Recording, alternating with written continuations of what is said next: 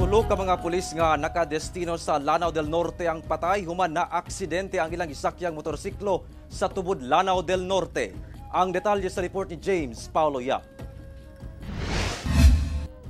Dead on the spot ang tulo ka mga pulis korporal human na lambigit sa disgrasya ang gisakyang motorsiklo sa National Highway sa tubod Lanao del Norte pasado alauna sa kadlawon niadtong adlawng Huwebes.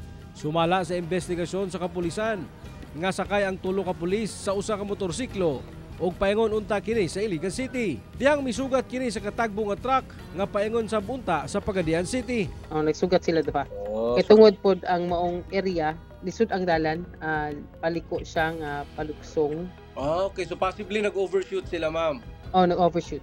Dugang pa sa opisyal nga laing investigasyon ang gilusad aron masuta kung nganong anaa pa sa gawas ang maong mga pulis ug kung naka-duty ba sila panahon sa disgrasya. Nasayran nga usa niini naka-assign sa tubod Municipal Police Station sa 2nd PMFC sa Lanao del Norte PPO ang laing usa ka pulis ug ang isa sa Taguluan Municipal Police Station sa Lanao del Norte. Hinuon na plastar na ang mga patayng lawas sa maong mga pulis. Atong lang pagkalantawon kung aduna ba'y mga command responsibility kabahin sa mga insidente, ilabi na sa mga officers kung nabilong nabilong kining mga PNP personnel. Sa karon, nakakustodiya pa sa tubod PNP ang driver sa truck samtang ginahulat pa ang desisyon sa mga kabanay sa namatay nga mga pulis. Ako si James Paulo Yap, 1 Mindanao.